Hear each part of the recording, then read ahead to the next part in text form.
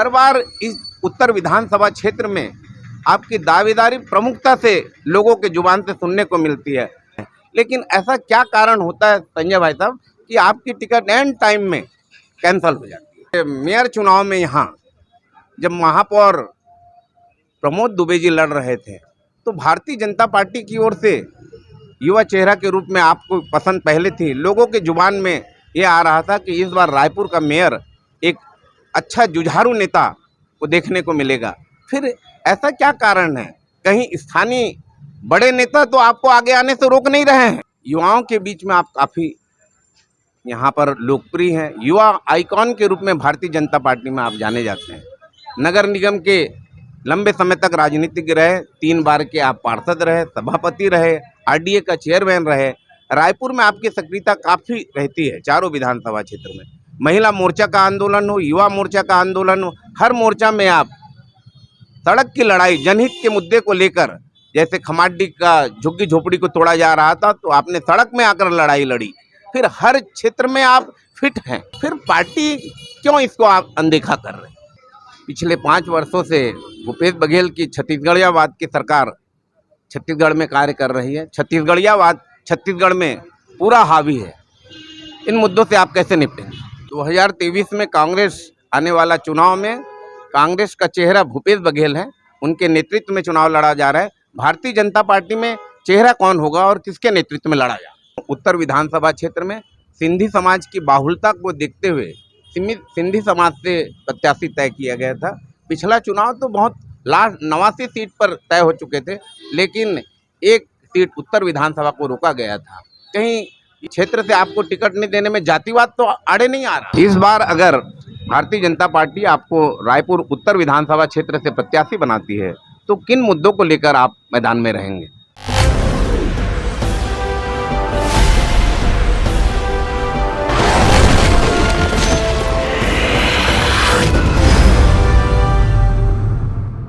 जय जोहार छत्तीसगढ़, आप मन देखा तो न्यूज़ 72, मैं हूं हरिबंधु नायक।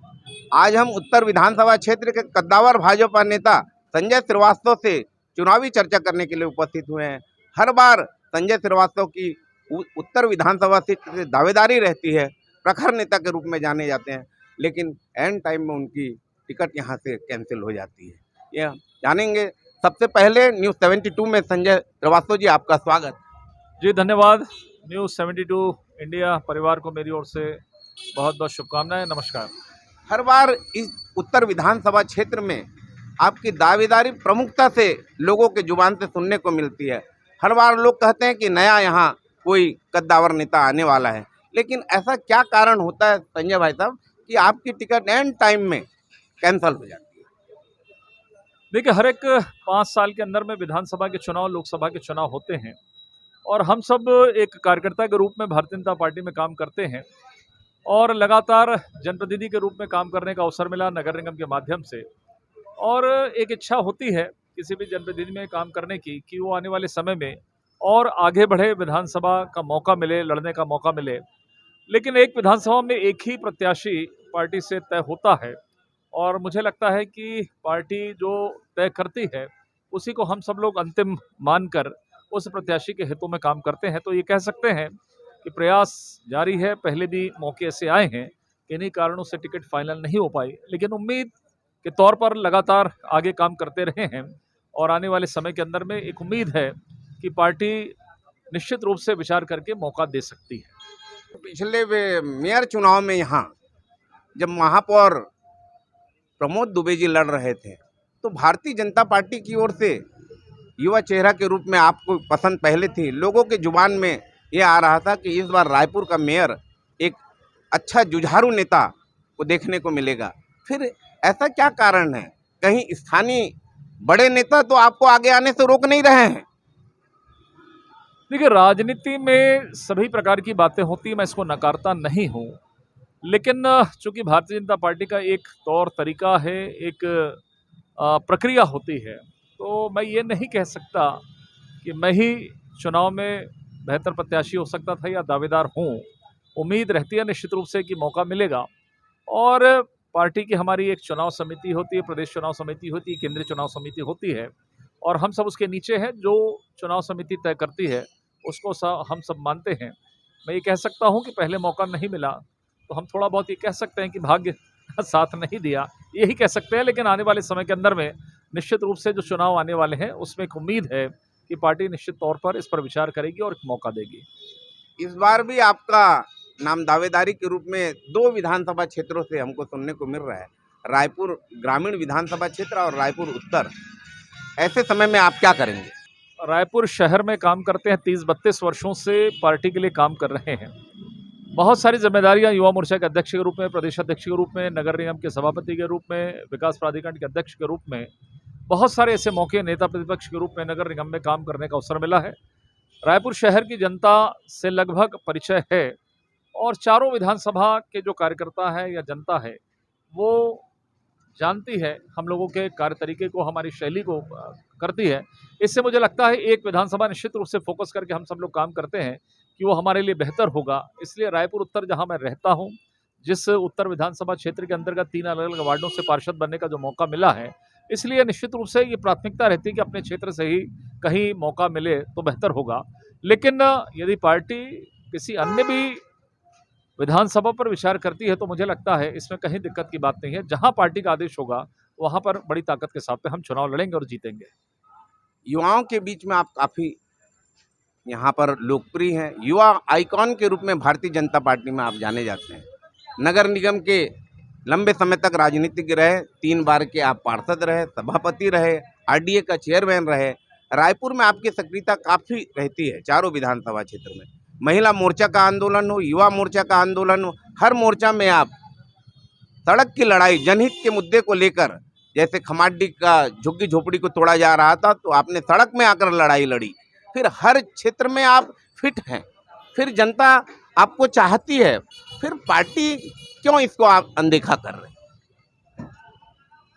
देखिए, निश्चित रूप से आम जनता की यदि कोई समस्या रहती है तो मुझे लगता है कि मुझे वहाँ पर दिखाई देना चाहिए। और मैंने कोशिश भी की है, चाहे वो खमाडी के मकान टूट रहे हों उसमें गिरफ्तारी हुई, चाहे रावण का उत्सव हो वहाँ पर यदि कोई वाद विवाद की स्थिति आई तो सही पक्ष के साथ में खड़ा होना, ऐसे अनेक अवसर आए जहाँ पर हम लोग काम करें। कल युवाओं की जो फीस वसूली जा रही है अवैध रूप से, उसके लिए हम लोगों ने सीएमएचओ कार्यालय का घेराव किया, नगर निगम में प्रदर्शन करते हैं, कलेक्ट्रेट में प्रदर्शन करते हैं, सभी प्रकार के मुद्दों के लिए लड़ाई लड़ते हैं।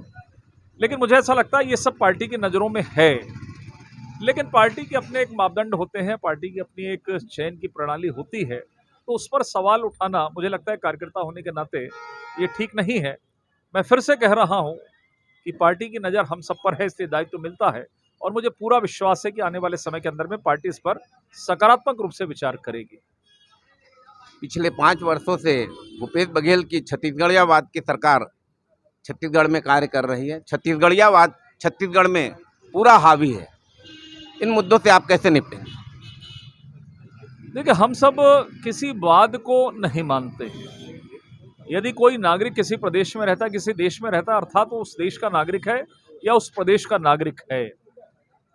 बहुत बरसों बरस 50-100 साल पहले कोई आकर किसी प्रदेश में बस जाता है, यहाँ के लोग यदि कोई दूसरे प्रदेश में चले जाते हैं तो इसको प्रदेश में आपस में बांटकर कभी देखने की आवश्यकता नहीं होनी चाहिए। किन्हीं परिस्थितिवश आदमी रोजगार के कारण, किसी अन्य कारणों से इधर उधर जाता है तो मुझे लगता है देश के अंदर में ही है। लेकिन हाँ, कांग्रेस जो है वो निश्चित रूप से वाद, परिवाद, आपस में डिफरेंशिएट किस तरीके से हो, आपस में लोगों को किस तरीके से बांटा जाए, यही कारण था कि देश की आज़ादी के पहले या देश की आज़ादी के बाद भी यही तुष्टीकरण के कारण देश का जो बंटवारा हुआ वो धर्म के आधार पर बंटवारा हुआ, जिसकी प्रताड़ना आज भी लोग सह रहे हैं पाकिस्तान के अंदर में। तो मुझे लगता है कि कोई भी सरकार हो, कोई भी पार्टी हो, ये इस तरह के वाद, स्थानीय, लोकल, बाहरी, अंदरूनी, ये किसी प्रकार के वाद को पैदा नहीं करना चाहिए। तात्कालिक लाभ आप ले सकते हैं इससे, लेकिन लॉन्ग टर्म में इससे आने वाली पीढ़ियों को दिक्कत होती है। लोग एक दूसरे को यदि शक की नज़रों से देखेंगे अपने प्रदेश के अंदर में तो मुझे लगता है ये नुकसान हो सकता है। आज यहाँ पर इस प्रदेश के अंदर में हमारा पड़ोसी प्रांत छत्तीसगढ़ है, लाखों लोग यहाँ पर आकर रहते हैं, तो क्या हम उड़ीसा के लोगों को अलग माने, अलग प्रांत का माने?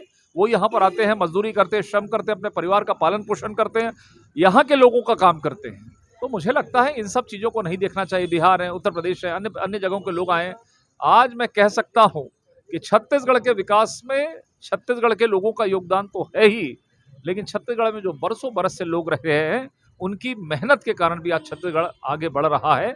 इसलिए किसी प्रकार का वाद या अंदरूनी, बाहरी, भीतरी इस तरह के वादों से बचना चाहिए। और जो हमारा वसुदैव कुटुंबकम जो हमारे देश की एक पहचान है कि सब हमारे लिए अपने हैं, अपने भाव से सबको देखना है, इस विचार के साथ में काम करने की आवश्यकता है जो भारतीय जनता पार्टी लगातार कर रही है। 2023 में कांग्रेस आने वाला चुनाव में कांग्रेस का चेहरा भूपेश बघेल है, उनके नेतृत्व में चुनाव लड़ा जा रहा है। भारतीय जनता पार्टी में चेहरा कौन होगा और किसके नेतृत्व में लड़ा जाएगा? देखिए, सबसे पहले मैं इस बात को खारिज करता हूं कि कांग्रेस भूपेश बघेल जी के चेहरे पर चुनाव लड़ रही है। आपने देखा कि महीने 2 महीने पहले ही जिस चेहरे पर दाग लगा और जब कांग्रेस को लगा कि शायद नैया पार भूपेश बघेल जी के माध्यम से नहीं होगी, तब जाकर डिप्टी सीएम टीएस सिंहदेव जी को बनाया गया। और आज तो कई कार्यक्रमों में वो जो भूपेश है तो भरोसा है कि नारा किनारे कर दिया गया है। तो मुझे लगता है कांग्रेस को खुद उस चेहरे पर विश्वास नहीं है, इसलिए वो ये नहीं कह सकती कि भूपेश बघेल के चेहरे पर चुनाव होगा। जहां तक भारतीय जनता पार्टी का सवाल है, हम सामूहिक नेतृत्व पर विश्वास करते हैं। आपको याद होगा 2003 में जब अजीत जोगी जी की सरकार थी यहाँ पर, तब हम विपक्ष में थे, तब भी हम सामूहिकता के साथ में लड़े थे। और जब हमारा बहुमत आया तो मुश्किल से 5 मिनट के अंदर में एक चेहरा तय हुआ और डॉक्टर रमन सिंह इस प्रदेश के मुख्यमंत्री रहे। जनता ने 3 बार आशीर्वाद दिया और कांग्रेस सवाल नहीं खड़ा कर सकती, क्योंकि कांग्रेस भी 2018 में किसी चेहरे को डिक्लेयर नहीं करी थी और सामूहिक नेतृत्व पे चुनाव लड़ी थी। ये अलग बात है कि चुनाव में सरकार बनाने के बाद, जीतने के बाद उनके यहाँ 4 चेहरे हो गए, 2.5 साल का कमिटमेंट हो गया, वो कमिटमेंट कचरे के डब्बे में चला गया, लोगों ने माना नहीं। ये सब तमाम नौटंकियां कांग्रेस में चलती है, लेकिन बीजेपी में सामूहिकता के आधार पर हम चुनाव लड़ते हैं।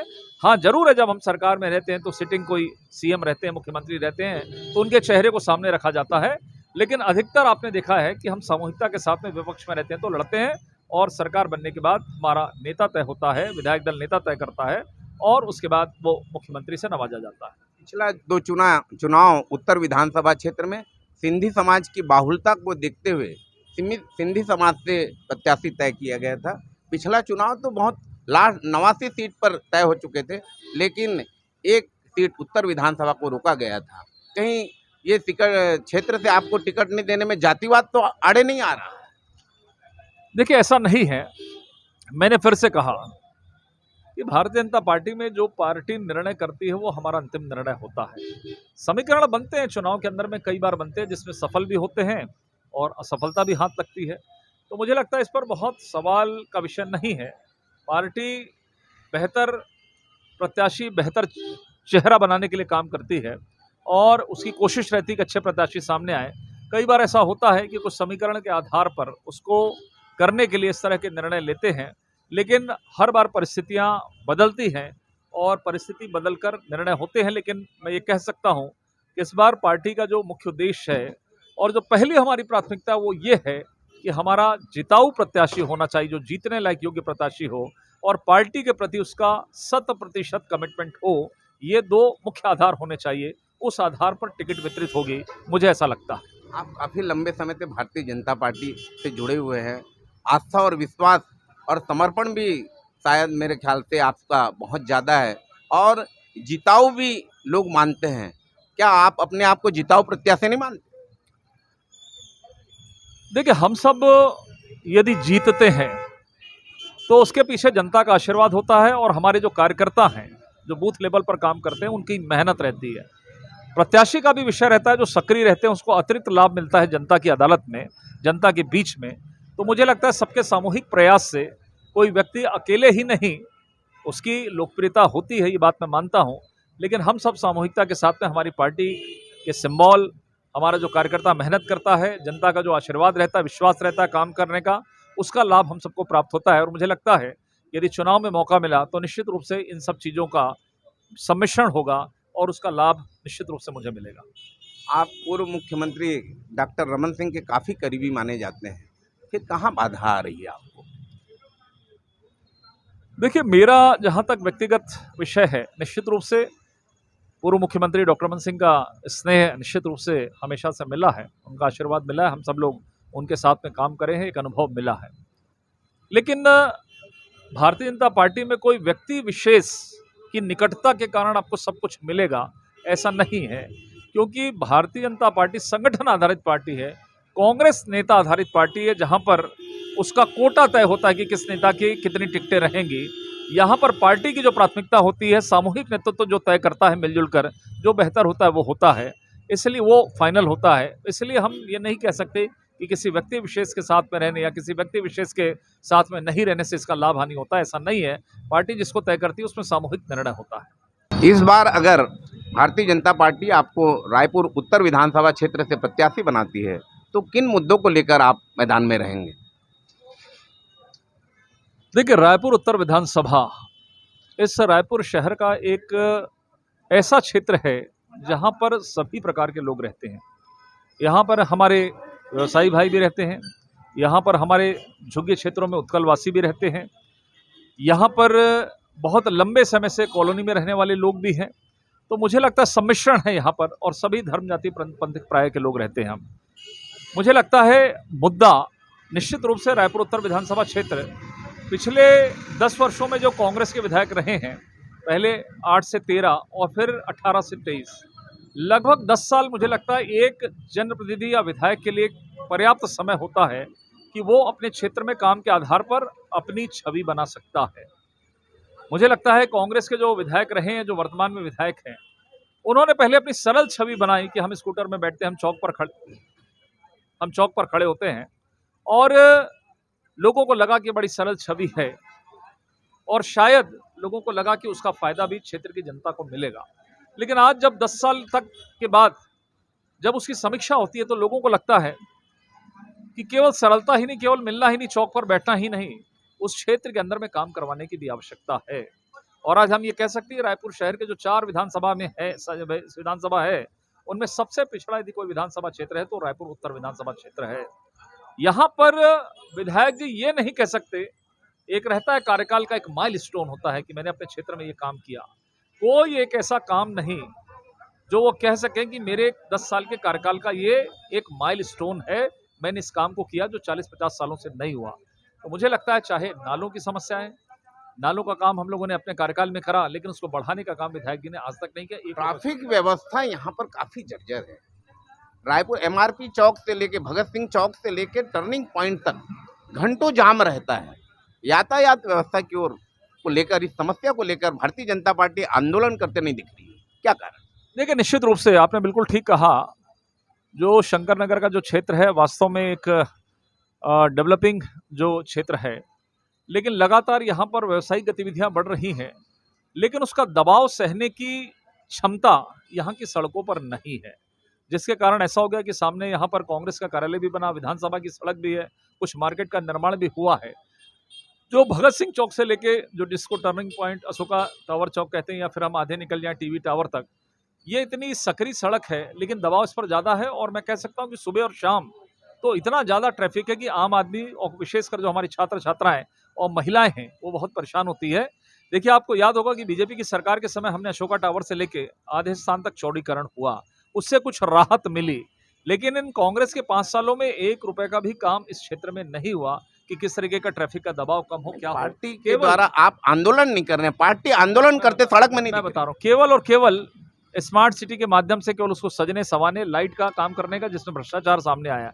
निश्चित रूप से देखिए, हमने आपको याद होगा यहाँ पर जब दबाव बनता था, इस जो एक्सप्रेस हाईवे बना उसके नीचे जो फ्लाईओवर बना है, वहाँ पर इसको बंद कर दिया गया था सामने, और वहाँ पर उसको खोला गया था। तब हमने इस बात को कहा था कि और भी ज़्यादा बदतर स्थिति थी, ये यहाँ से चारों सड़कें मिलती, तो हमने इसको खुलवाया, लेकिन सड़क से लोगों को राहत मिली, लेकिन यहाँ पर ट्रैफिक व्यवस्था नहीं है, जिसके कारण दिक्कत होती है।